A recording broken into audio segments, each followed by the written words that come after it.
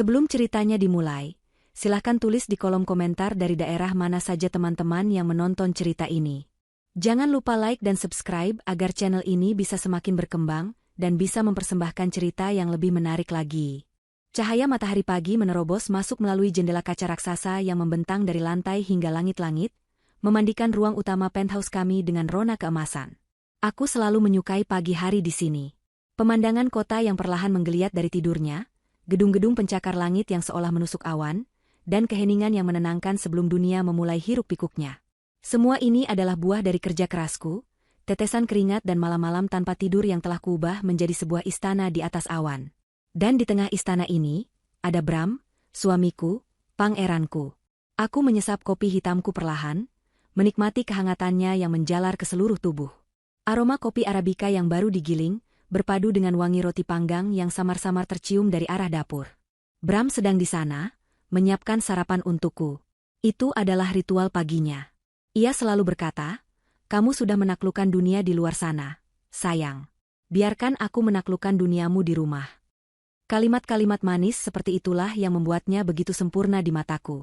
Ia mungkin tidak sesukses aku dalam hal karir. Penghasilannya bahkan seringkali tidak cukup untuk memenuhi gaya hidupnya sendiri, tapi perhatian dan kasih sayangnya lebih dari cukup untuk menutupi semua itu. Setidaknya, itulah yang selalu kuyakini. Sarapan untuk ratu sudah siap. Suara Bram yang riang memecah keheningan. Ia berjalan ke arahku dengan nampan di tangannya.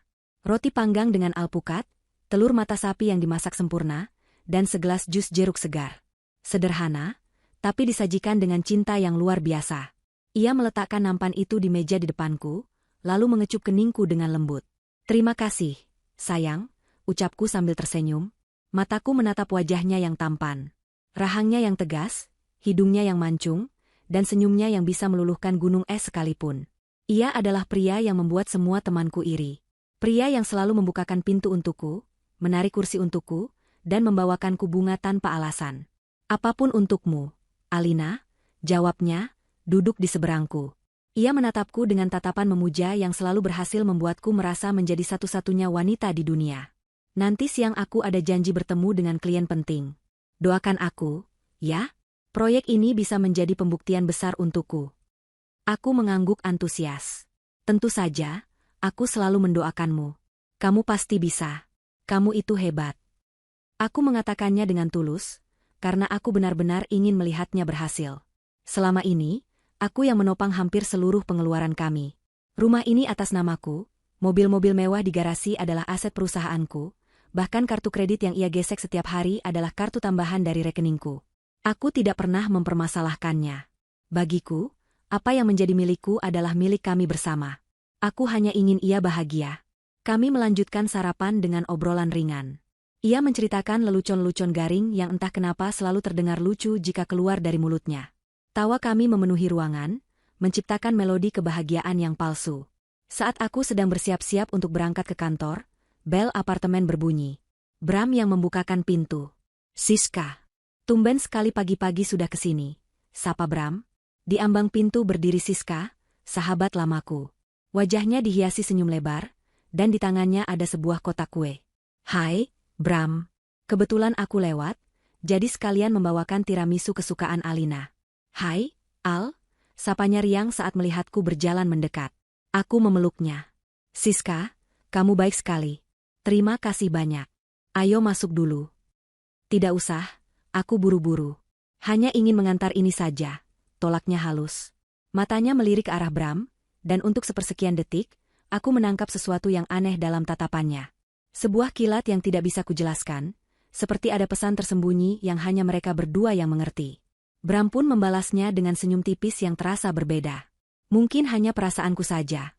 Pikirku cepat-cepat, menepis kecurigaan yang tidak beralasan itu. Siska adalah sahabatku, ia tidak mungkin. "Baiklah kalau begitu. Hati-hati di jalan, ya," kataku akhirnya. "Tentu. Bram, titip Alina, ya. Jangan buat dia kecapean," kata Siska sambil tertawa kecil, seolah itu adalah sebuah lelucon antar teman. Bram ikut tertawa. Tawa yang kini terdengar sedikit sumbang di telingaku. Setelah Siska pergi, aku kembali bersiap. Bram membantuku mengenakan mantel dan mengantarku sampai ke lift. "Nanti malam aku siapkan makan malam spesial. Aku akan memasak steak kesukaanmu, janjinya. Aku tersenyum, melupakan sejenak perasaan aneh yang tadi sempat singgah. Inilah Bram yang kukenal, suami yang penuh perhatian. Hari itu berjalan seperti biasa di kantor. Rapat maraton, puluhan email yang harus dibalas, dan dokumen-dokumen yang menunggu tanda tanganku. Aku adalah CEO di perusahaan rintisan yang kubangun dari nol. Kesibukan ini adalah duniaku, dan aku menikmatinya. Namun, entah kenapa, bayangan tatapan aneh antara Bram dan Siska tadi pagi terus berkelebat di benakku. Aku mencoba mengabaikannya, mengatakan pada diriku sendiri bahwa aku hanya terlalu lelah dan paranoid. Aku pulang larut malam itu. Apartemen sudah gelap dan sunyi. Aku pikir Bram sudah tidur.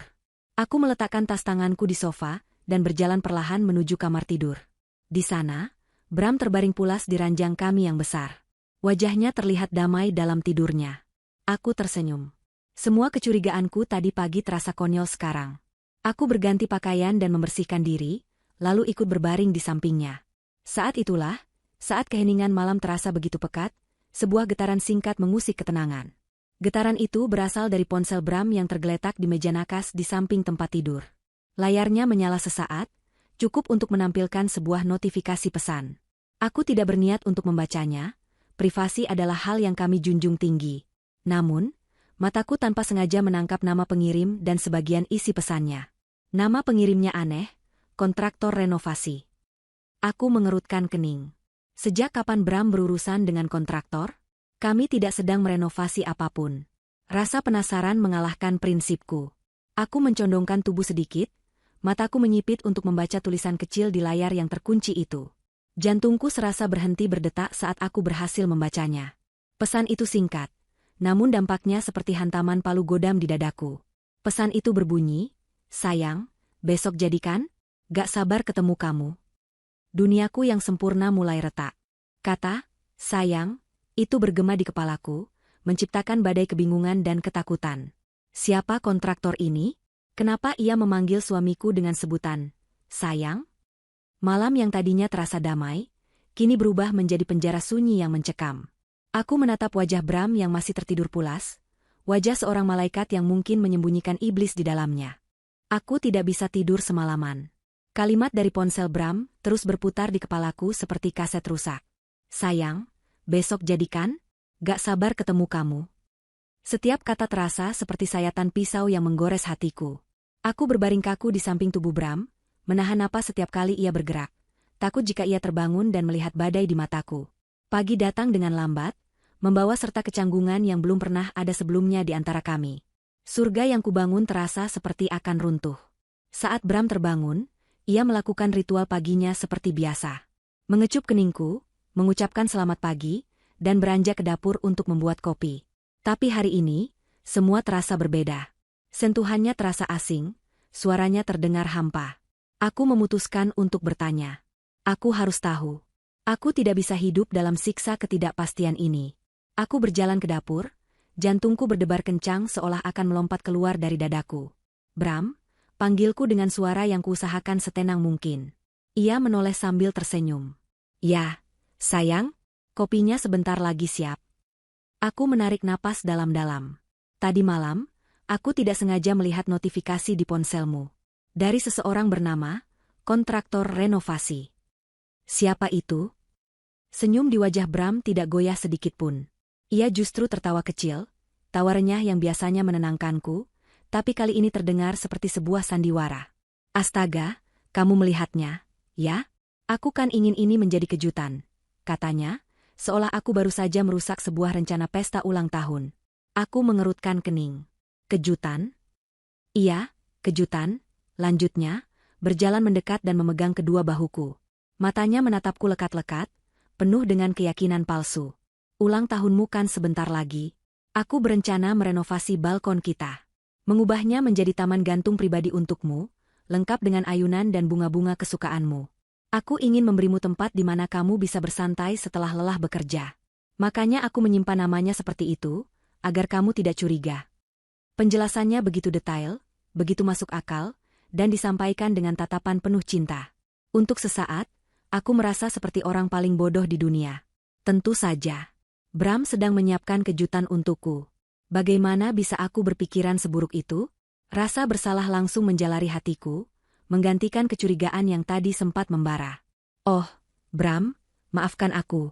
Aku sudah merusak rencanamu, ucapku lirih, merasa sangat tidak enak. Ia memelukku erat. Tidak apa-apa, sayang. Yang penting niatku baik. Tapi kenapa dia memanggilmu, sayang? Tanyaku, masih ada satu bagian yang mengganjal. Bram kembali tertawa. Itu panggilan akrabnya saja. Orangnya memang begitu, ramah sekali. Jangan dipikirkan. Sekarang, lupakan soal itu, ya? Anggap saja kamu tidak pernah tahu.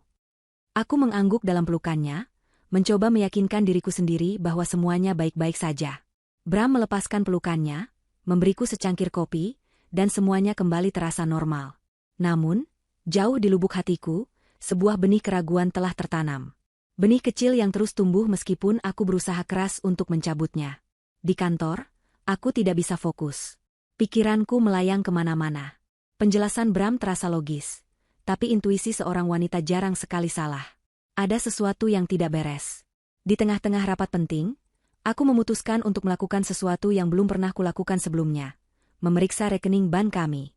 Aku membuka laptopku, masuk ke akun internet banking, dan membuka riwayat transaksi rekening bersama yang selama ini hampir tidak pernah kuperiksa karena aku percaya penuh pada Bram.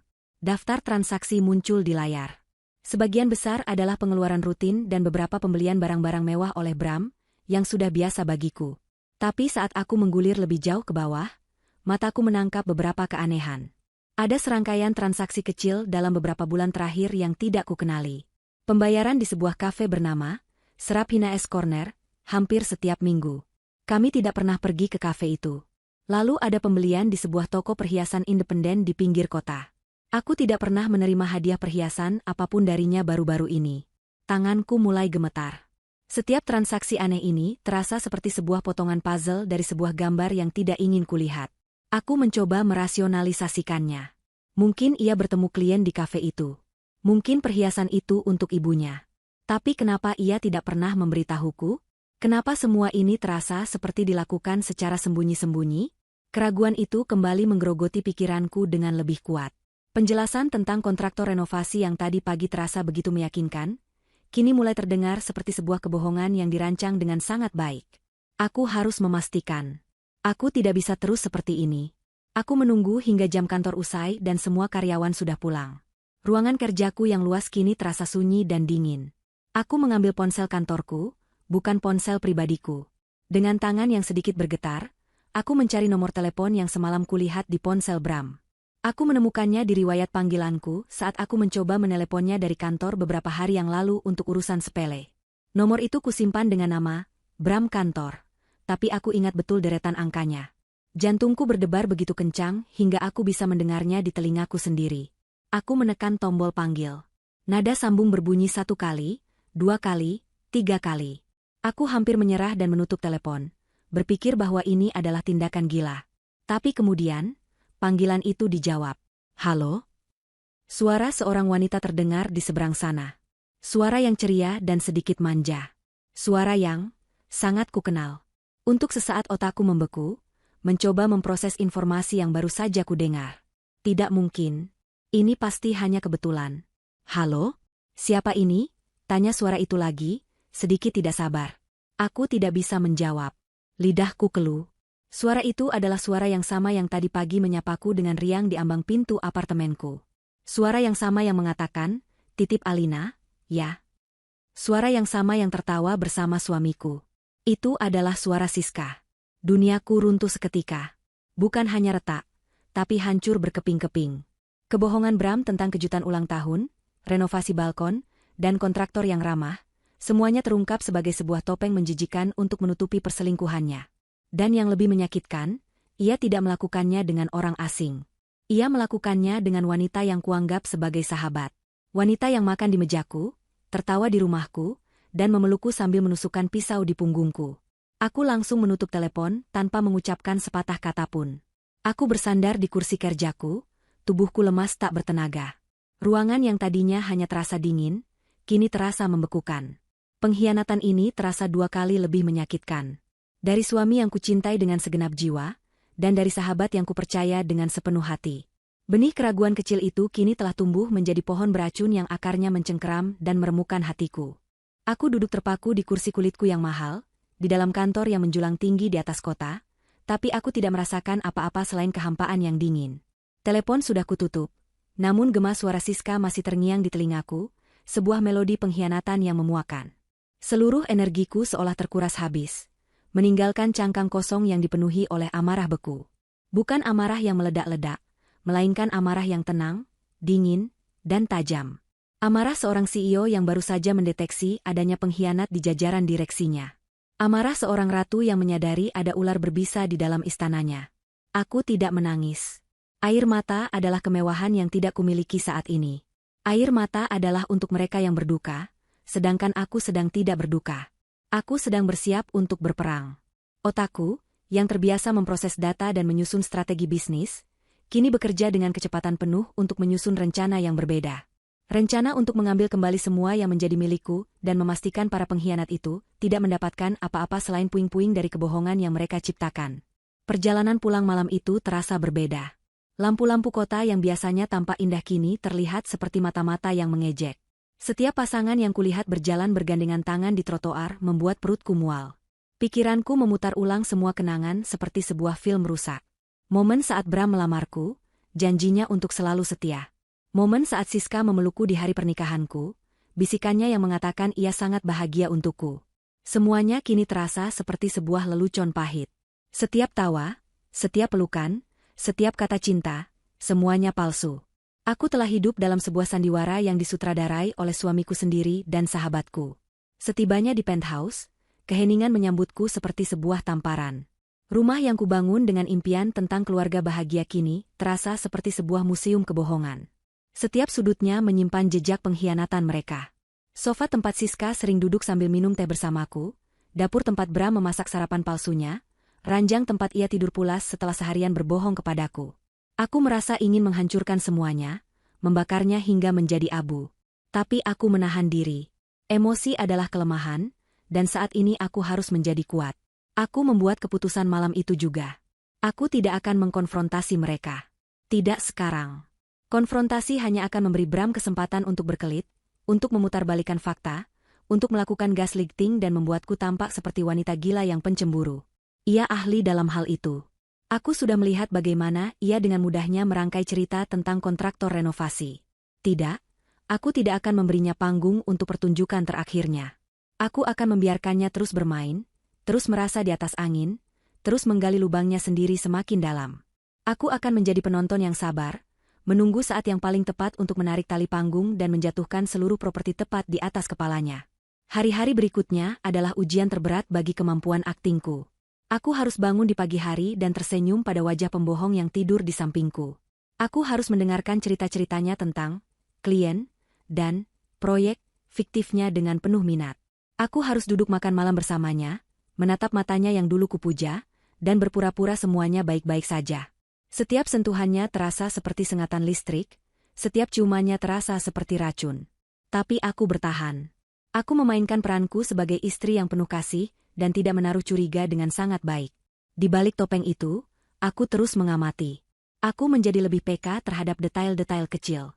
Cara Bram yang selalu menjauhkan ponselnya dariku. Senyum kecil yang tersungging di bibirnya saat ia menerima pesan, yang langsung ia sembunyikan saat aku menatapnya. Alasan-alasan klise untuk pergi keluar sendirian di malam hari.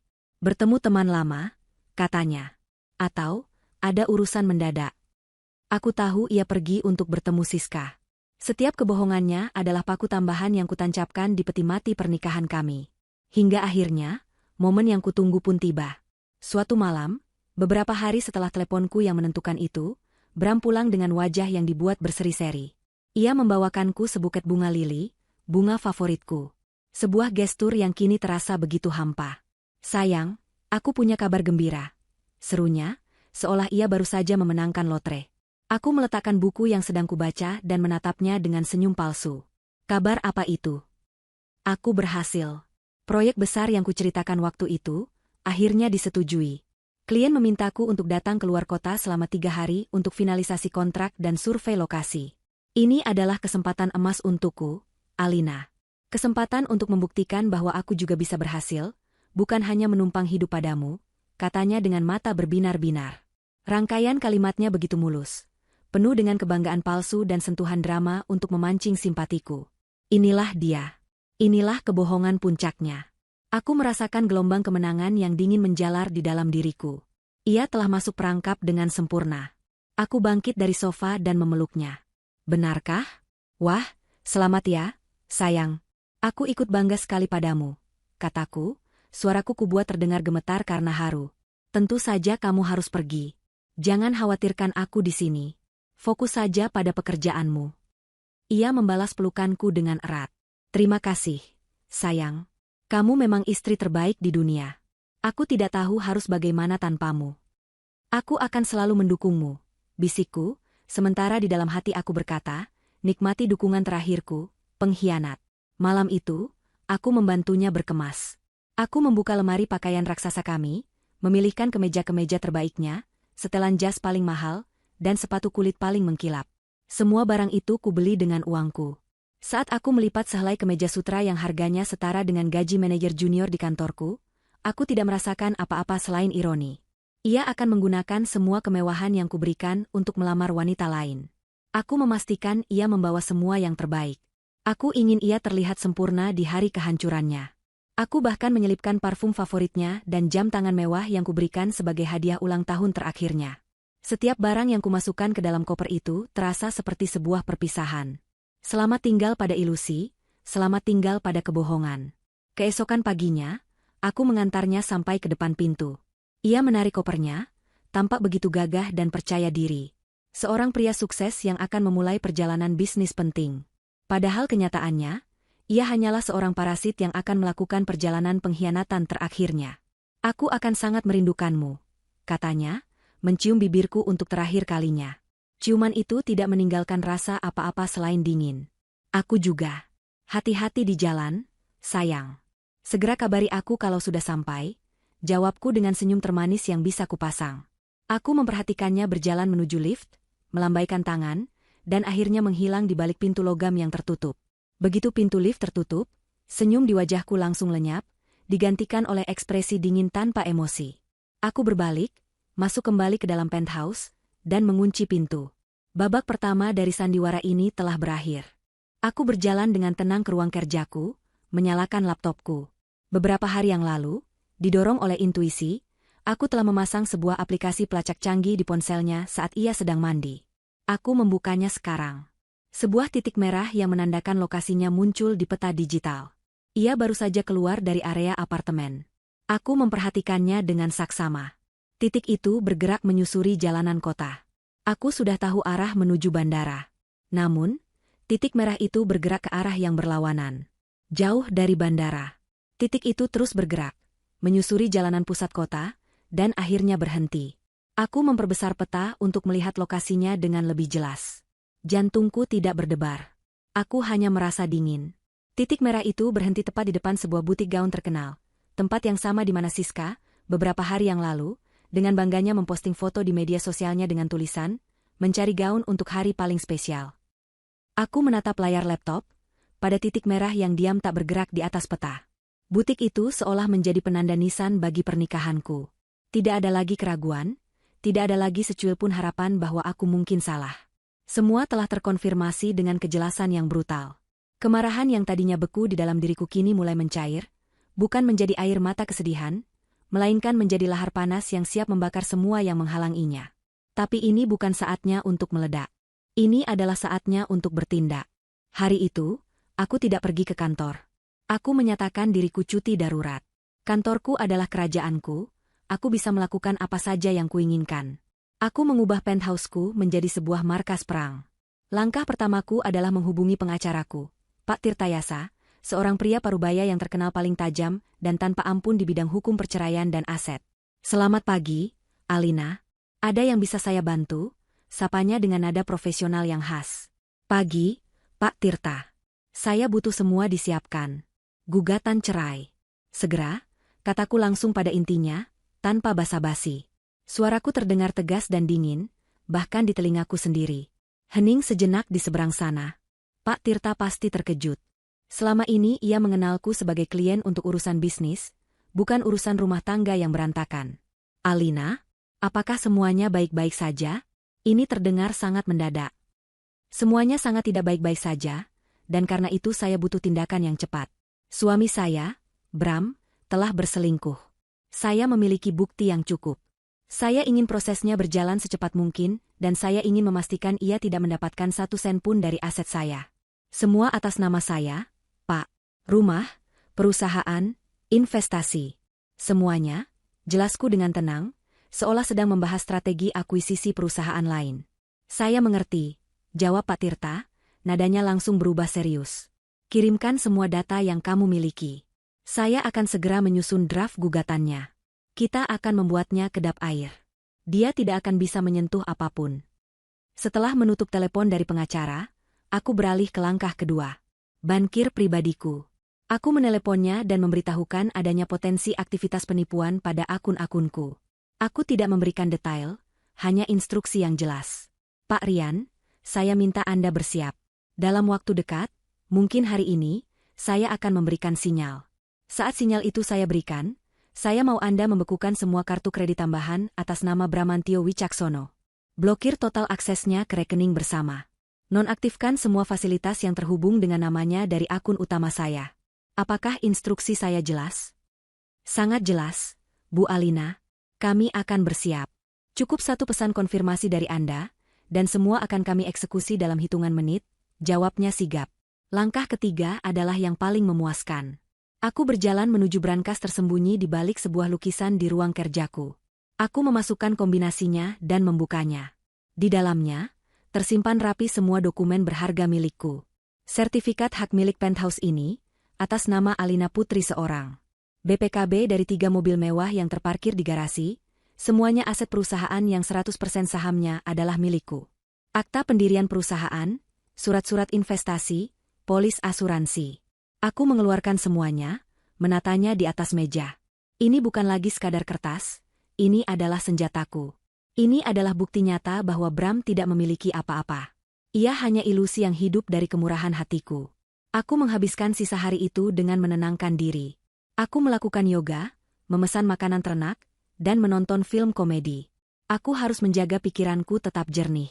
Aku tidak membiarkan diriku larut dalam kesedihan. Ini adalah proses eksekusi, dan seorang eksekutor harus memiliki kepala yang dingin. Aku sudah memasang semua bom waktu. Sekarang, aku hanya perlu menunggu pemicunya. Dan aku tahu, pemicu itu akan datang dari mereka sendiri. Pengkhianat seringkali terlalu angkuh untuk menyadari bahwa mereka sedang berjalan menuju kehancuran mereka sendiri. Malam tiba. Penthouse yang luas terasa sunyi, namun kali ini bukan kesunyian yang mencekam. Ini adalah kesunyian sebelum badai. Aku duduk di sofa empuku, dibalut piyama sutra, sambil menyesap teh kamomil hangat. Aku membuka media sosial, bukan untuk mencari tahu, tapi lebih karena kebiasaan. Aku menggulir lini masa dengan malas. Foto-foto liburan teman, berita bisnis, iklan-iklan yang tidak menarik. Lalu, aku melihatnya. Lingkaran berwarna pelangi menyala di sekitar foto profil Siska. Ia baru saja mengunggah story. Hatiku tidak berdebar. Aku justru merasakan antisipasi yang aneh, seperti penonton yang menunggu adegan puncak dari sebuah drama murahan. Dengan jari yang stabil, aku menyentuh foto profilnya. Story pertama muncul.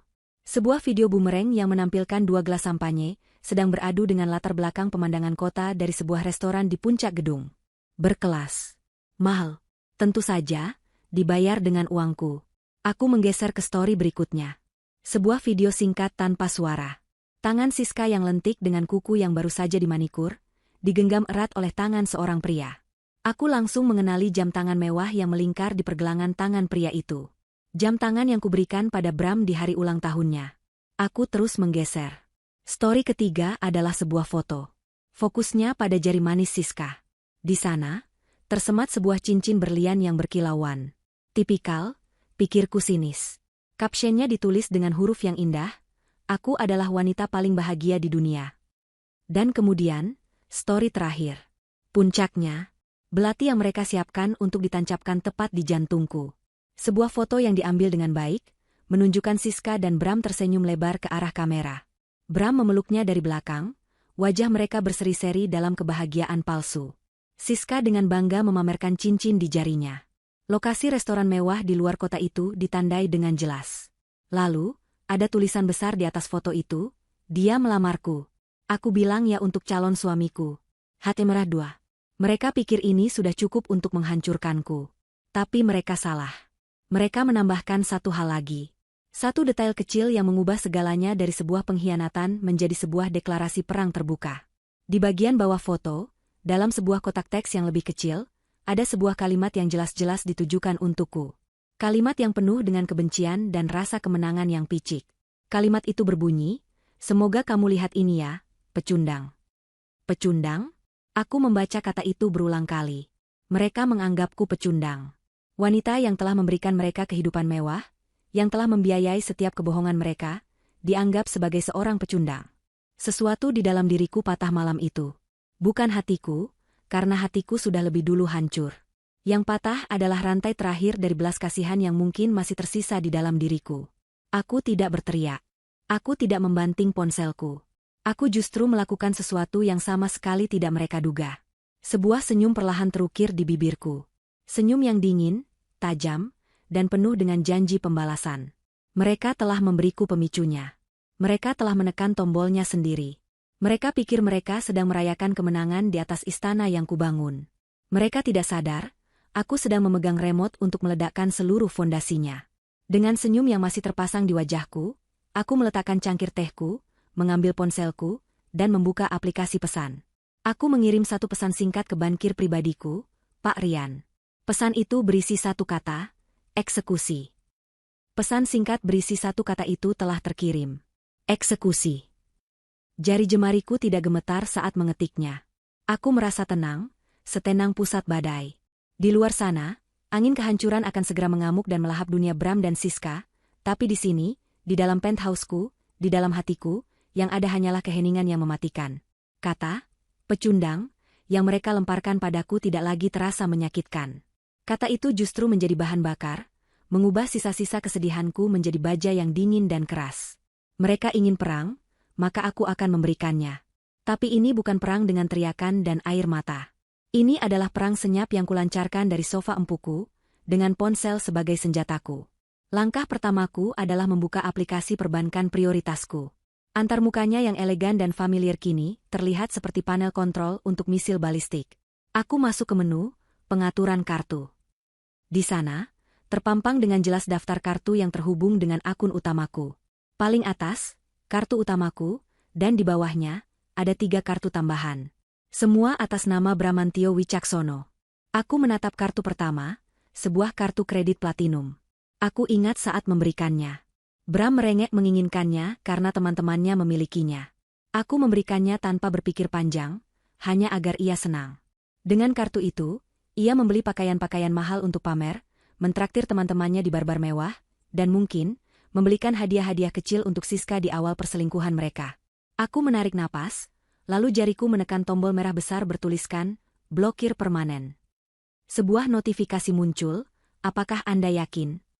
Aku menekan, ya, tanpa ragu sedikit pun. Kartu pertama telah mati. Lanjut ke kartu kedua, kartu kredit lain untuk bahan bakar dan pengeluaran otomotif. Dengan kartu ini ia mengisi bensin mobil sport yang kubelikan, mobil yang sering ia pakai untuk menjemput Siska secara diam-diam. Aku memblokirnya. Kartu ketiga, kartu debit yang terhubung langsung ke rekening bersama kami, kartu yang ia gunakan untuk mengambil uang tunai. Aku tidak hanya memblokirnya, aku masuk ke pengaturan dan menurunkan batas penarikan hariannya menjadi 0. Kartu itu kini tidak lebih dari sepotong plastik tak berguna. Tugas berikutnya, rekening bersama. Nama, bersama, itu sendiri adalah sebuah lelucon. Aku adalah satu-satunya yang pernah memasukkan uang ke dalamnya. Setiap bulan, sejumlah besar gaji dan dividen perusahaanku secara otomatis masuk ke sana, sementara Bram hanya menggunakannya untuk menarik dan menghabiskan. Aku membuka menu transfer. Beberapa hari yang lalu, aku sudah membuka rekening baru di bank yang sama, sebuah rekening pribadi yang hanya aku yang tahu. Dengan beberapa kali sentuhan di layar, aku memindahkan setiap rupiah dari rekening bersama ke rekening baruku. Aku tidak menyisakan bahkan 1.000 perak pun. Aku melihat saldo rekening bersama itu berubah menjadi angka 0 besar yang indah. Kosong. Hampa. Sama seperti janji-janji yang pernah ia ucapkan. Pekerjaan di aplikasi perbankan selesai. Kini saatnya membersihkan jejak digitalnya dari kehidupanku. Aku membuka satu persatu aplikasi layanan streaming yang kami gunakan. Netflix, Disney, HBO. Semuanya terdaftar dengan emailku dan dibayar oleh kartuku. Aku masuk ke pengaturan akun dan memilih opsi, keluar dari semua perangkat. Setelah itu, aku mengganti kata sandinya. Kata sandi lama kami adalah kombinasi dari tanggal jadi kami. Kata sandi baruku adalah, selamat jadi gelandangan 2025. Aku melakukan hal yang sama untuk akun belanja online, akun aplikasi pesan antar makanan, bahkan akun keanggotaan gym mewah tempatnya membentuk tubuh. Semuanya. Aku mencabut aksesnya satu persatu. Setiap kata sandi yang kuubah terasa seperti sebuah pintu yang kubanting di depan wajahnya. Ini bukan hanya tentang uang. Ini tentang mengambil kembali kendali atas hidupku, atas kenyamanan yang telah kusediakan dan ia salah gunakan dengan begitu kejam. Ia tidak akan bisa lagi memesan makanan mahal ke hotelnya. Ia tidak akan bisa lagi menonton film di malam hari. Ia telah dihapus dari ekosistem kemewahan yang kubangun. Setelah pembersihan digital selesai, tiba saatnya untuk langkah terakhir yang paling personal. Aku membuka daftar kontakku dan mencari namanya. Bram. Fotonya muncul di layar, foto saat kami berlibur di Swiss. Ia tersenyum lebar dengan latar belakang pegunungan Alpen yang megah. Senyum yang dulu bisa membuat hatiku hangat, kini hanya membuatku mual. Betapa naifnya aku. Wajah tampan itu hanyalah topeng dari seorang pengecut dan penipu. Aku menatap foto itu untuk terakhir kalinya, bukan dengan rasa rindu, tapi untuk menanamkan citra pengkhianat itu dalam-dalam di benakku, sebagai pengingat abadi. Lalu, jariku bergerak ke bawah. Sebelum aku menekan tombol blokir, aku teringat sesuatu. Aku membuka aplikasi pesan. Aku tidak akan membiarkannya pergi dalam kebingungan. Aku ingin ia tahu bahwa ini adalah akhir, dan akulah yang mengakhirinya.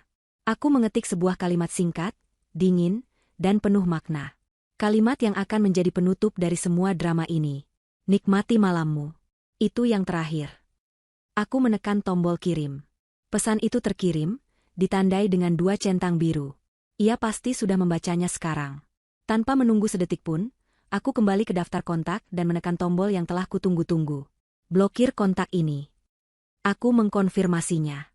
Namanya kini menghilang dari daftar pesanku, log panggilanku. Ia tidak bisa lagi meneleponku, tidak bisa lagi mengirimiku pesan berisi kebohongan atau permohonan maaf palsu. Pintu komunikasi telah tertutup dan terkunci selamanya. Aku melakukan hal yang sama untuk Siska. Aku bahkan tidak perlu melihat fotonya. Aku menemukannya di daftar kontak, di daftar teman Instagram, di daftar teman Facebook. Aku memblokirnya di semua platform. Aku ingin mereka terisolasi dalam dunia kecil pengkhianatan mereka, tanpa bisa menjangkau atau menggangguku lagi. Aku sedang membangun sebuah benteng di sekelilingku, dan mereka berdua telah diusir keluar tembok, dibiarkan menghadapi badai yang akan datang.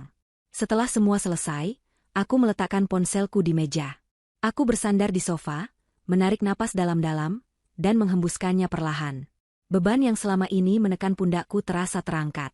Tidak ada lagi keraguan, tidak ada lagi sakit hati yang menggerogoti. Yang ada hanyalah kelegaan. Perasaan bebas yang luar biasa. Malam ini, aku mungkin telah kehilangan seorang suami dan seorang sahabat. Tapi aku telah menemukan sesuatu yang jauh lebih berharga. Aku menemukan diriku kembali. Ratu telah kembali menduduki tahtanya, dan istananya kini bersih dari para pengkhianat. Di puncak gedung pencakar langit, di sebuah restoran yang lantainya terbuat dari kaca dan dindingnya menawarkan pemandangan kota yang berkelip seperti permata, Bram dan Siska merayakan kemenangan mereka. Tawa Siska terdengar renyah, beradu dengan denting gelas sampanye mereka. Ia tidak henti-hentinya memandangi cincin berlian di jari manisnya, memutarnya di bawah cahaya lampu kristal agar kilaunya semakin terpancar. Ini lebih indah dari yang kubayangkan, Bram, desisnya, menatap Bram dengan mata yang berbinar-binar. Aku tidak percaya ini akhirnya terjadi. Bram tersenyum, senyum seorang pemenang. Ia meraih tangan Siska dan mengecupnya. Apapun untuk calon istriku. Ini baru permulaan, sayang. Setelah kita menikah, seluruh dunia akan menjadi milik kita. Penthouse, mobil sport, liburan kemanapun kita mau. Alina tidak akan bisa menghentikan kita. Bagaimana dengan dia? Tanya Siska, nada mengejek terdengar jelas dalam suaranya. Apa menurutmu dia sudah melihat storyku? Bram tertawa terbahak-bahak. Tentu saja sudah. Aku bisa membayangkan wajahnya sekarang. Dia pasti sedang menangis sendirian di apartemen kosong itu. Si pecundang itu terlalu mencintaiku untuk melakukan apapun. Paling-paling dia hanya akan mengurung diri di kamar selama seminggu. Saat aku kembali nanti, aku akan memberinya sedikit kata-kata manis, dan dia akan luluh seperti biasa. Dia itu naif. Benar-benar wanita bodoh, timpal Siska, menyesap sampanyanya. Bisa-bisanya dia bekerja begitu keras hanya untuk menyerahkan semuanya padamu. Dan sekarang, padaku. Mereka terus berbicara, merencanakan masa depan mereka dengan kekayaan Alina. Mereka membicarakan renovasi penthouse, mobil baru yang akan mereka beli, dan destinasi bulan madu impian mereka. Mereka menertawakan Alina, mengejek kebaikannya, dan memuji kecerdikan mereka sendiri karena berhasil memainkan sandiwara ini begitu lama. Mereka merasa tak terkalahkan, mabuk oleh kesombongan dan sampanye mahal. Setelah menghabiskan hidangan penutup yang mewah, Bram memberi isyarat kepada pelayan untuk meminta tagihan. Seorang pelayan datang dengan sebuah map kulit yang elegan. Bram membukanya tanpa melihat angkanya, sudah terbiasa dengan tagihan jutaan rupiah. Dengan gaya yang angkuh, ia mengeluarkan kartu kredit platinum hitam dari dompetnya, kartu andalannya, simbol status yang diberikan Alina, dan menyerahkannya kepada pelayan. Ini, katanya singkat, seolah memberikan sedekah. Beberapa menit berlalu. Bram dan Siska masih tenggelam dalam euforia mereka. Namun, suasana mulai sedikit berubah ketika pelayan yang tadi kembali ke meja mereka dengan wajah yang canggung dan ragu-ragu. "Maaf, Pak Bramantio," kata pelayan itu dengan suara pelan. "Ada sedikit masalah. Kartu Bapak ditolak." Bram mengerutkan kening, merasa terganggu. "Ditolak? Tidak mungkin. Coba lagi. Mungkin jaringan mesin kalian sedang bermasalah." "Baik, Pak. Sudah kami coba 3 kali. Mesinnya berfungsi dengan baik, tapi transaksinya tetap ditolak oleh pihak bank," jelas pelayan itu. Wajah Bram mulai memerah karena malu. Siska menatapnya dengan tatapan bertanya. "Ada apa, Bram?" "Hanya masalah teknis biasa," kata Bram cepat, mencoba menjaga wibawanya. Ia membuka dompetnya lagi dan mengeluarkan kartu kredit yang lain. "Coba pakai yang ini." Pelayan itu membawa kartu kedua dan kembali beberapa saat kemudian dengan kabar yang sama. "Maaf, Pak. Yang ini juga ditolak." Kepanikan mulai merayap di dalam diri Bram. Keringat dingin mulai membasahi pelipisnya. Ini tidak pernah terjadi sebelumnya.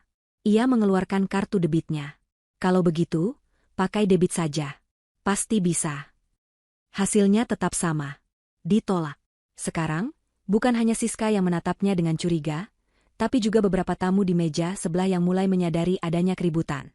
Wajah Bram pucat pasi. Sesuatu yang sangat salah sedang terjadi. Ia meraih ponselnya, berniat membuka aplikasi perbankan untuk mengecek. Namun, aplikasi itu tidak bisa diakses. Nama pengguna atau kata sandi salah, begitu tulisan yang muncul. Ia mencoba mereset kata sandinya, tapi tidak ada email atau SMS yang masuk. Dengan tangan yang mulai gemetar, ia mencoba menelepon Alina. Ia akan berpura-pura menanyakan sesuatu yang tidak penting, hanya untuk memastikan semuanya baik-baik saja. Panggilan itu tidak tersambung. Tidak ada nada dering, hanya langsung dialihkan. Ia mencoba lagi. Hasilnya sama. Ia mencoba mengirim pesan WhatsApp. Hanya ada satu centang abu-abu di bawah pesannya. Terkirim, tapi tidak diterima. Ia telah diblokir. Saat itulah, sebuah pesan lama yang masuk beberapa menit lalu muncul di bagian atas layarnya. Pesan dari Alina, yang tadi ia abaikan karena terlalu sibuk merayakan. Matanya terpaku pada kalimat singkat itu, "Nikmati malammu." Itu yang terakhir. Jantungnya serasa jatuh ke perut.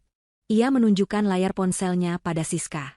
Wajah Siska yang tadinya cantik dan berseri-seri kini berubah menjadi topeng kepanikan dan kemarahan. "Apa maksudnya ini, Bram? Apa yang sudah terjadi?" desisnya marah.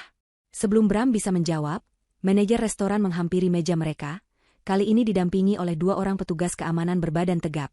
Pria itu tidak lagi tersenyum ramah. "Selamat malam, Pak Bramantio. Total tagihan Anda malam ini adalah Rp20.300.000, kata sang manajer dengan suara tegas. "Mengingat semua kartu Anda bermasalah, bagaimana Anda akan menyelesaikan pembayaran ini? Jika tidak, dengan sangat menyesal, kami terpaksa harus menahan Anda dan memanggil pihak yang berwajib." Dunia Bram dan Siska runtuh dalam sekejap. Dari puncak dunia, mereka terlempar ke jurang penghinaan. Di bawah tatapan menghakimi dari seluruh pengunjung restoran, mereka tidak punya pilihan. Bram harus menyerahkan jam tangan mewah hadiah Alina dan KTP-nya sebagai jaminan, dengan janji akan kembali besok untuk melunasi. Mereka keluar dari restoran itu dengan langkah gontai, menahan malu yang luar biasa. Harusnya ini menjadi malam kemenangan mereka, tapi justru berubah menjadi awal dari mimpi buruk.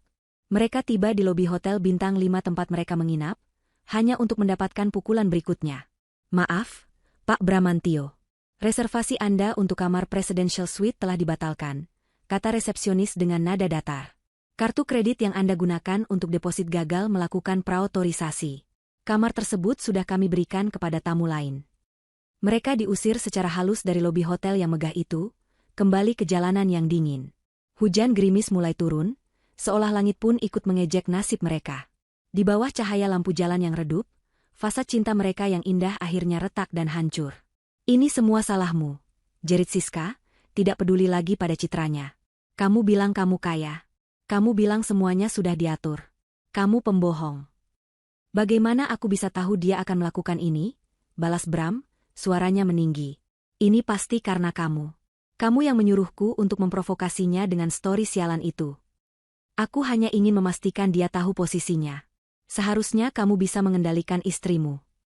Dia bukan lagi istriku. Dan kamu hanya menginginkan uangnya. Cinta mereka, yang dibangun di atas pondasi kebohongan dan keserakahan, tidak mampu bertahan bahkan 1 jam pun dalam ujian kesulitan. Mereka kini hanyalah 2 orang asing yang menyedihkan, terdampar di kota orang, tanpa uang, tanpa tempat tinggal, dan hanya memiliki rasa saling menyalahkan. Cincin berlian di jari Siska tidak lagi berkilau, kini terlihat seperti sebuah borgol yang mengikatnya pada seorang pecundang. Hujan yang tadinya hanya gerimis kini berubah menjadi deras, seolah alam semesta ikut menumpahkan amarahnya pada 2 sosok menyedihkan yang berdiri di trotoar. Bram dan Siska basah kuyup, air hujan bercampur dengan air mata frustrasi yang mengalir di pipi Siska. Kemewahan restoran dan hotel bintang 5 kini terasa seperti mimpi yang baru saja berakhir, membangunkan mereka pada kenyataan yang brutal dan dingin. Argumen mereka yang tadinya meledak-ledak kini mereda, tergantikan oleh keputusasaan yang lebih dalam. Mereka sendirian, terhina, dan tidak punya tujuan. Kita harus bagaimana sekarang? Isak Siska, suaranya bergetar karena dingin dan putus asa. Gaun mahal yang ia kenakan untuk malam spesialnya kini lepek dan menempel di tubuhnya, membuatnya terlihat murah. Bram mengusap wajahnya dengan kasar, mencoba berpikir di tengah kepanikan. Otaknya yang biasa dipenuhi rencana-rencana licik kini terasa kosong. Aku tidak tahu. Ponselku bahkan tidak bisa digunakan untuk memesan taksi online, saldonya kosong. Mereka harus mencari tempat berteduh. Dengan sisa-sisa harga diri yang mereka miliki, mereka berjalan tanpa arah, menyusuri jalanan yang semakin sepi.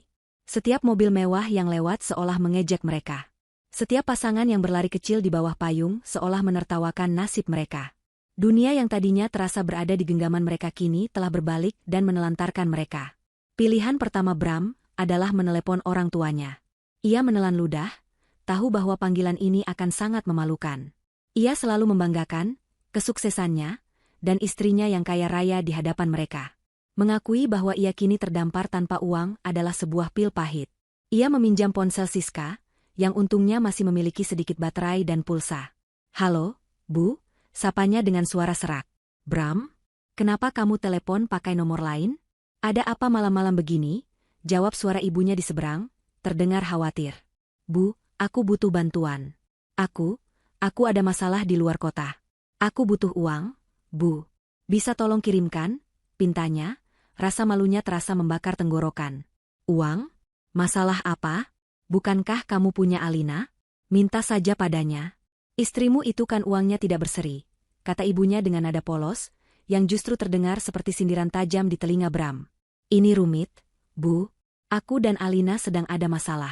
Pokoknya aku butuh uang sekarang juga.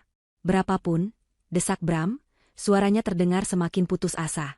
Terdengar helaan napas panjang dari ibunya. Bram, kamu itu sudah dewasa. Ibu dan bapak ini uang dari mana? Uang pensiun bapak hanya cukup untuk makan dan bayar listrik. Kamu yang seharusnya mengirimkan kami uang, bukan sebaliknya. Coba selesaikan masalahmu dengan istrimu baik-baik. Jangan berbuat macam-macam." Panggilan itu berakhir tanpa solusi. Orang tuanya tidak bisa membantunya. Rasa malu Bram kini bercampur dengan kemarahan. Ia merasa ditinggalkan oleh semua orang. Siska, yang mendengar percakapan itu, mendengus sinis. "Hebat. Jadi, orang tuamu juga tidak punya apa-apa?" Selama ini kamu berlagak seperti anak orang kaya. Diam kamu, bentak Bram. Coba kamu telepon teman-teman sosialitamu itu. Bukankah mereka sering memujimu? Minta pinjam uang pada mereka. Dengan wajah masam, Siska mengambil ponselnya kembali. Ia menggulir daftar kontaknya, ragu-ragu. Ia telah menyebar berita tentang lamaran mewahnya ke grup gosip mereka. Mengakui bahwa ia kini menjadi gelandangan hanya beberapa jam setelahnya adalah hal yang tak terbayangkan. Tapi mereka tidak punya pilihan. Ia menelepon salah satu temannya yang ia anggap paling dekat. "Halo, Rere? Maaf ya ganggu malam-malam." Sapanya dengan suara yang dibuat semanis mungkin. Gini, aku lagi ada masalah darurat nih. Dompetku kecopetan, semua kartu hilang. Kamu bisa tolong pinjami aku uang dulu nggak? Nanti pasti ku ganti secepatnya." Terdengar tawa kecil dari seberang. "Kecopetan? Bukannya kamu lagi dilamar di restoran paling mahal di kota Z? Hebat banget. Baru beberapa jam pamer cincin berlian, sekarang sudah kecopetan. Jual saja dulu cincinmu itu, SIS. Pasti cukup untuk sewa jet pribadi pulang." Ledek temannya itu, diikuti suara tawa dari orang lain di latar belakang. Rupanya panggilannya sedang di loudspeaker. Siska langsung menutup telepon, wajahnya memerah karena amarah dan hinaan. Teman-temannya sudah menjadikannya bahan tertawaan. Ia menatap Bram dengan kebencian. "Lihat, ini semua gara-gara kamu." Mereka tidak punya pilihan lain. Satu-satunya aset berharga yang mereka miliki saat ini adalah cincin berlian di jari Siska. Cincin yang menjadi simbol kemenangan sesaat mereka, kini harus dikorbankan untuk bertahan hidup. Dengan sisa tenaga, mereka bertanya kepada seorang supir taksi tua di mana mereka bisa menemukan pegadaian yang buka 24 jam. Supir itu menatap mereka dengan aneh, lalu menunjuk ke sebuah arah di kawasan yang terlihat lebih gelap dan kumuh. Perjalanan ke sana terasa seperti perjalanan menuju neraka. Mereka harus melewati ganggang sempit dan becek. Pegadaian itu persis seperti yang mereka bayangkan. Sebuah ruko tua dengan teralis besi di jendela dan pintunya. Lampu neonnya berkedip-kedip dengan tulisan, "Gadai 24 jam." Di dalam, seorang pria tua dengan wajah bosan dan mata yang tajam menatap mereka dari balik meja kaca yang penuh dengan barang-barang bekas. Dengan enggan, Siska melepaskan cincin itu dari jarinya dan meletakkannya di atas meja. Rasanya seperti melepaskan satu-satunya harapan yang tersisa. Pria tua itu mengambil cincin itu, memeriksanya dengan kaca pembesar, lalu mengetesnya dengan sebuah alat kecil. Ia tidak terlihat terkesan. "Barang bagus," gumamnya, "tapi desainnya pasaran." "Itu berlian asli, Pak. Harganya hampir 100 juta. Seru Bram, mencoba menaikkan nilai barangnya. Pria itu terkekeh. Harga beli dan harga jual itu dua hal yang berbeda. Anak muda. Apalagi di jam segini, di tempat seperti ini. Kalian terlihat butuh uang cepat. Aku hanya bisa memberimu 5 juta. 5 juta? Anda gila?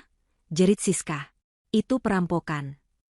Ambil atau tinggalkan, kata pria itu dengan acuh tak acuh, mendorong cincin itu kembali ke arah mereka. Di luar masih banyak yang antre. Bram dan Siska saling pandang. Keputusasaan terlukis jelas di wajah mereka. 5 juta adalah sebuah penghinaan, tapi itu lebih baik daripada tidak sama sekali. Dengan berat hati, Bram mengangguk. "Kami ambil." Mereka keluar dari pegadaian itu dengan beberapa lembar uang ratusan ribu yang terasa kotor di tangan. Uang dari penjualan cincin lamaran mereka. Ironisnya, uang itu bahkan tidak cukup untuk membayar tagihan makan malam mereka tadi. Dengan uang itu, mereka menyewa sebuah kamar di motel termurah yang bisa mereka temukan. Motel itu adalah definisi dari kata mengenaskan. Bau apak dan asap rokok menyambut mereka di lorong yang remang-remang. Kamar mereka kecil, dengan cat dinding yang mengelupas dan spray yang memiliki noda-noda mencurigakan. Ada kecoa mati di sudut kamar mandi, dan suara berisik dari kamar sebelah terdengar jelas, seolah tidak ada dinding pemisah.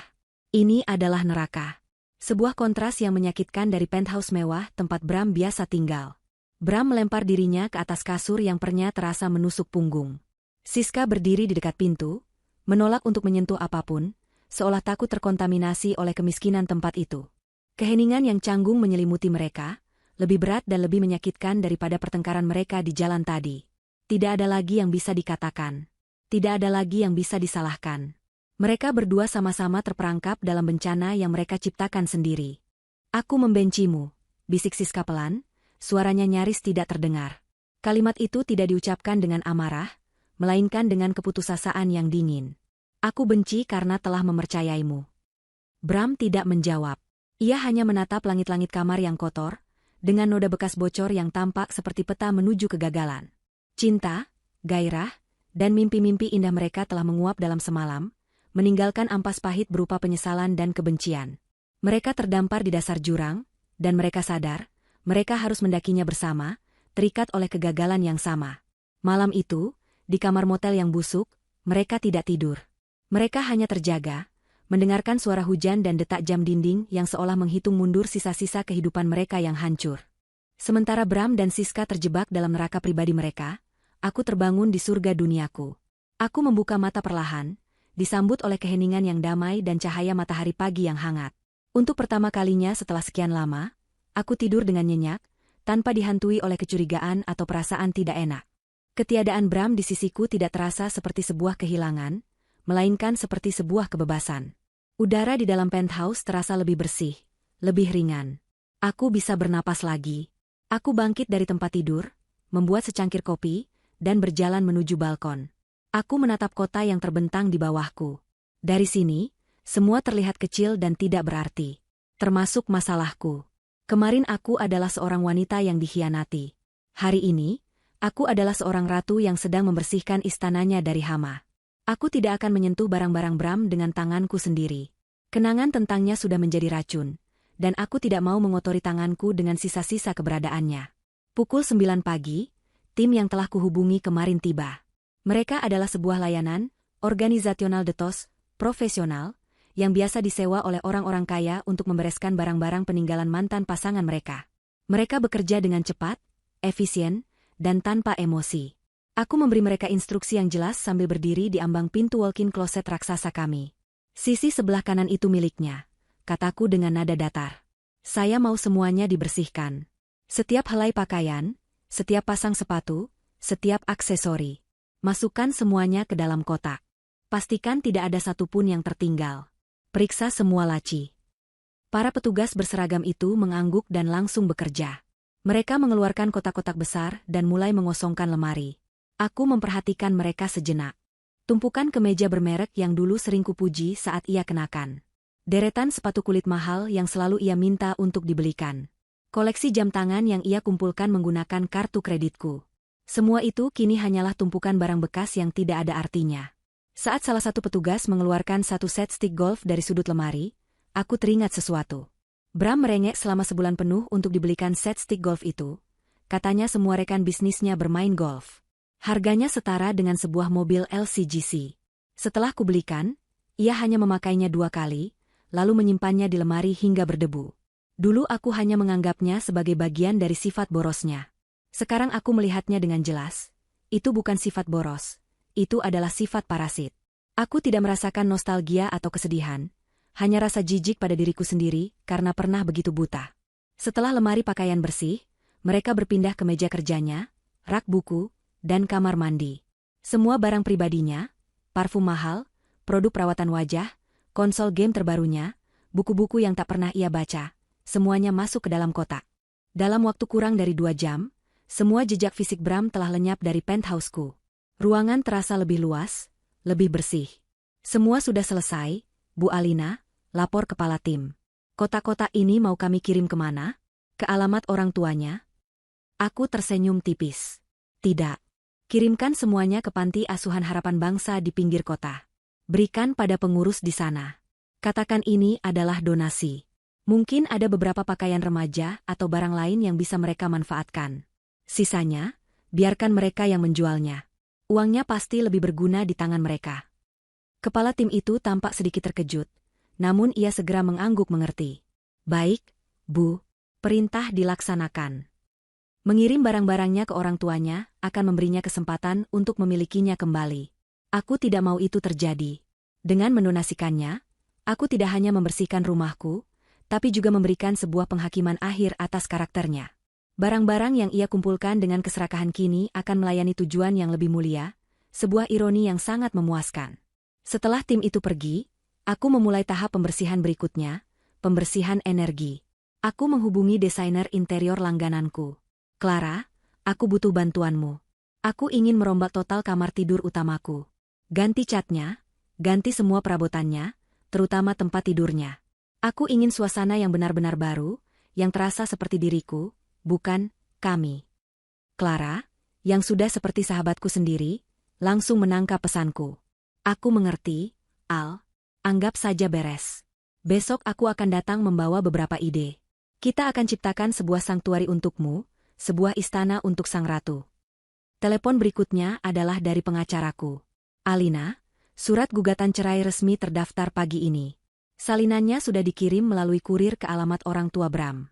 Prosesnya sudah berjalan, lapor Pak Tirta. Terima kasih, Pak. Tolong pastikan prosesnya berjalan secepat mungkin. Jawabku. Setiap langkah maju terasa seperti sebuah kemenangan kecil. Siang harinya, aku memutuskan untuk keluar. Aku butuh udara segar. Aku butuh bertemu dengan orang-orang yang benar-benar peduli padaku. Aku menelepon Rina, sahabatku sejak kuliah, satu-satunya orang yang pernah secara halus menyiratkan keraguannya tentang Bram. Kami bertemu di sebuah kafe yang nyaman di pusat kota. Saat melihatku, Rina langsung memelukku. Aku dengar beritanya, katanya pelan. Kamu baik-baik saja? Aku mengangguk sambil tersenyum, senyum yang tulus. Aku lebih dari baik-baik saja, Rin. Aku merasa bebas. Aku tidak perlu menceritakan semua detailnya. Rina cukup pintar untuk menyatukan kepingan-kepingan ceritanya. Kami tidak membicarakan Bram atau Siska. Kami membicarakan pekerjaan, rencana liburan, dan kenangan-kenangan lucu dari masa kuliah. Tawa kami mengisi kafe itu, tawa yang tulus dan tanpa beban. Bersamanya, aku merasa kembali menjadi diriku sendiri, Alina yang kuat dan ceria, sebelum hidupku dibajak oleh seorang manipulator. Malam harinya, aku kembali ke penthouseku. Ruangan itu terasa berbeda. Tidak lagi dingin dan hampa, melainkan tenang dan penuh potensi. Aku berjalan ke balkon, tempat yang sama di mana Bram pernah berjanji akan membuatkanku taman gantung. Kebohongan lain. Aku menatap pemandangan kota, kerlip lampu yang tak terhitung jumlahnya. Dulu, aku melihatnya sebagai duniaku dan Bram. Sekarang, aku melihatnya sebagai duniaku seorang. Kerajaanku. Ponselku bergetar. Sebuah pesan masuk dari nomor yang tidak kukenal, rupanya dari salah satu teman bersama kami. Isinya, Alina, aku tidak tahu apa yang terjadi, tapi Bram baru saja meneleponku. Dia terdengar sangat putus asa, menangis, menanyakan kabarmu. Dia bilang dia melakukan kesalahan besar. Aku membaca pesan itu. Tidak ada sedikit pun rasa kasihan di hatiku. Kesalahan besar? Itu adalah sebuah pernyataan yang sangat meremehkan. Ia tidak melakukan kesalahan. Ia membuat sebuah pilihan sadar untuk mengkhianati dan menghancurkanku. Dan kini, ia harus hidup dengan konsekuensi dari pilihan itu. Dengan jari yang mantap, aku menekan pesan itu, memilih opsi, hapus, lalu memblokir nomor tersebut. Aku tidak butuh drama. Aku tidak butuh permohonan maaf palsunya. Permainannya sudah berakhir. Aku kembali menatap kerlip lampu kota, menarik napas dalam-dalam, dan merasakan kedamaian yang sesungguhnya. Badai telah berlalu, dan sang ratu kini berdiri tegak sendirian di atas istananya yang telah bersih. Perjalanan kembali ke kota adalah sebuah siksaan panjang yang merangkum keseluruhan penderitaan Bram dan Siska. Uang hasil penjualan cincin yang tadinya terasa lumayan, kini menipis dengan cepat hanya untuk bertahan hidup selama beberapa hari. Mereka tidak mampu membeli tiket pesawat, atau bahkan kereta api kelas eksekutif. Pilihan mereka satu-satunya adalah bus antar kota kelas ekonomi yang memakan waktu belasan jam. Bus itu sendiri adalah sebuah neraka berjalan. Sempit, pengap, dan penuh sesak. Bram, yang terbiasa dengan kursi kulit empuk di mobil sportnya, kini harus duduk berhimpitan dengan penumpang lain, lututnya menekan kursi di depannya. Siska, yang fobia terhadap kuman dan kotoran, harus menahan mual melihat kondisi bus yang jauh dari kata bersih. Perjalanan panjang itu memberi mereka terlalu banyak waktu untuk berpikir dan saling membenci dalam diam. Tidak ada lagi pertengkaran yang meledak-ledak. Energi mereka sudah habis. Yang tersisa hanyalah tatapan sinis dan sindiran-sindiran pedas yang dilontarkan dengan suara pelan. Setiap kali bus berhenti di rumah makan sederhana di pinggir jalan, mereka akan berdebat tentang makanan apa yang paling murah untuk dibeli. Siska akan mengeluh tentang makanannya yang tidak higienis, dan Bram akan membentaknya karena tidak tahu berterima kasih.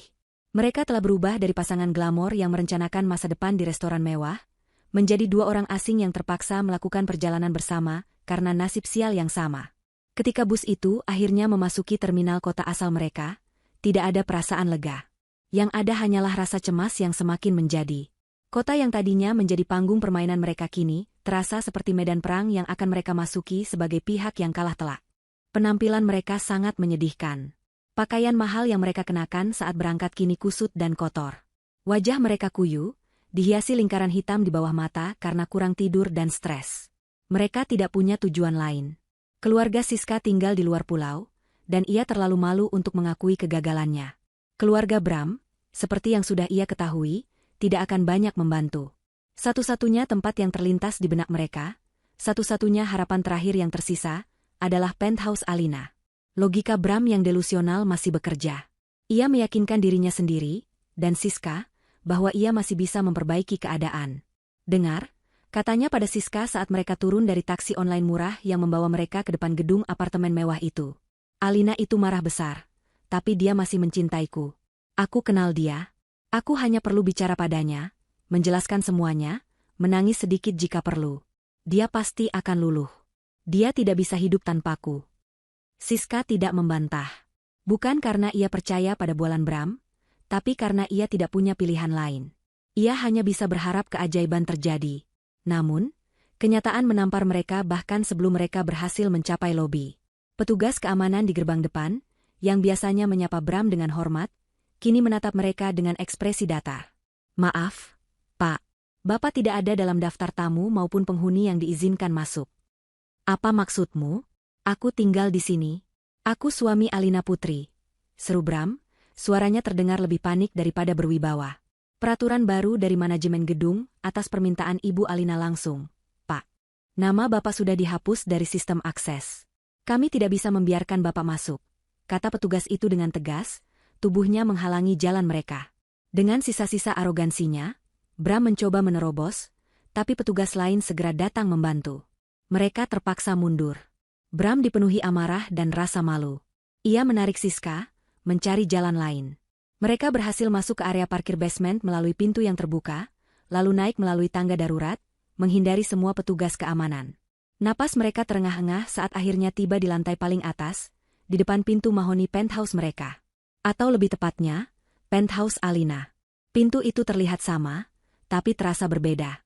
Terasa asing dan dingin. Lihat kan? Kita berhasil sampai, kata Bram, mencoba terdengar percaya diri. Ia mengeluarkan kartu aksesnya dari dompet. Kartu yang dulu bisa membuka pintu menuju surga dunianya. Ia menempelkannya pada sensor. Tidak ada bunyi klik yang familiar. Hanya lampu merah kecil yang berkedip, menandakan akses ditolak. Ia mencobanya lagi dan lagi. Hasilnya sama. Sialan, umpat Bram. Dia benar-benar mengganti semuanya. Siska hanya bisa bersandar di dinding, kakinya lemas. Harapan terakhirnya telah padam. Tapi Bram belum menyerah. Ia menekan bel interkom berulang kali dengan tidak sabar. Setelah beberapa saat, interkom itu berbunyi, tapi suara yang keluar bukanlah suara Alina yang ia harapkan. Ada yang bisa saya bantu. Suara itu berat, profesional, dan sama sekali tidak ia kenali. Siapa ini? Aku mau bicara dengan Alina, istriku, teriak Bram ke arah speaker kecil. Maaf, Pak. Ibu Alina sedang tidak ingin diganggu. Anda diminta untuk segera meninggalkan properti ini. Ini adalah peringatan pertama dan terakhir. Jika Anda tidak pergi, kami akan memanggil pihak berwenang, jawab suara itu dengan tenang. Saat itulah Bram kehilangan kendali. Semua pesona dan topeng karismatiknya luntur, menampakkan wujud aslinya, seorang pria kecil yang putus asa dan menyedihkan. Ia menggedor-gedor pintu kayu yang kokoh itu dengan kepalan tangannya. Alina, buka pintunya.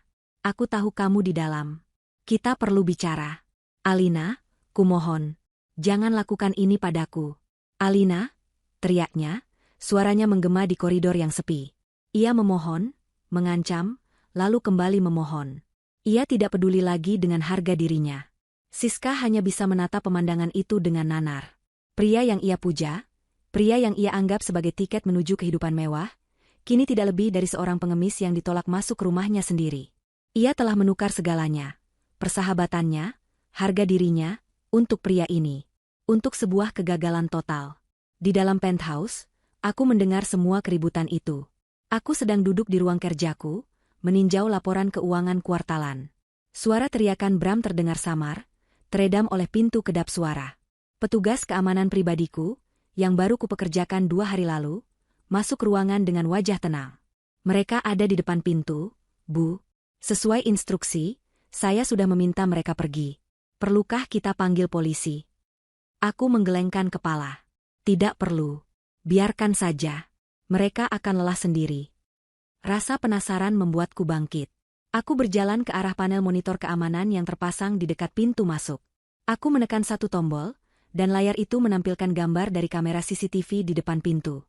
Di sana, di layar hitam putih beresolusi tinggi, aku melihat mereka. Bram, dengan rambut acak-acakan dan wajah memerah, masih memukul-mukul pintu dengan lemah. Siska berdiri beberapa langkah di belakangnya, wajahnya basah oleh air mata, tampak hancur dan kalah.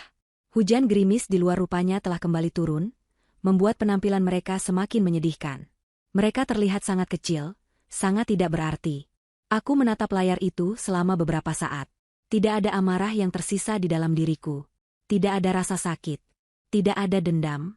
Yang kurasakan hanyalah sebuah kelegaan yang dingin dan absolut. Aku seperti sedang menonton adegan terakhir dari sebuah film yang buruk. Dan aku sama sekali tidak bersimpati pada karakter antagonisnya. Mereka bukan lagi bagian dari duniaku. Mereka hanyalah hantu dari masa lalu yang datang mengetuk pintu yang salah. Dengan tenang, aku mematikan monitor itu.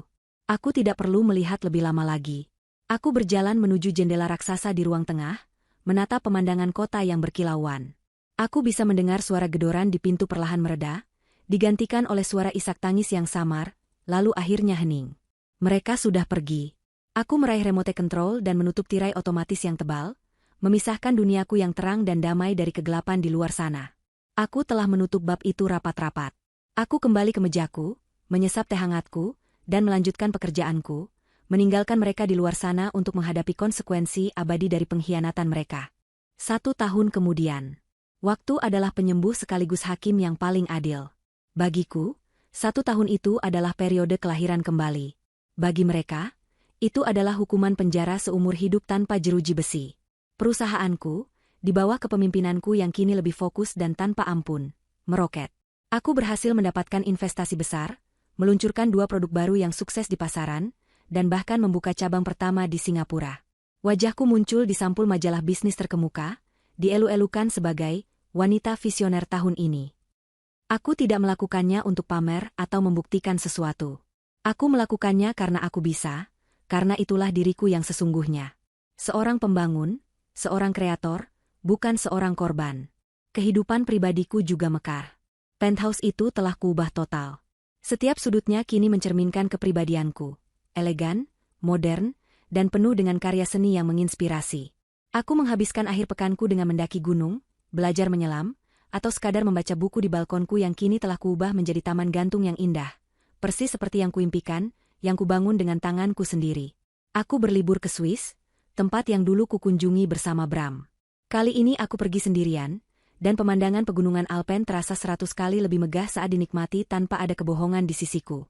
Aku merasa utuh, bahagia, dan yang terpenting, aku damai.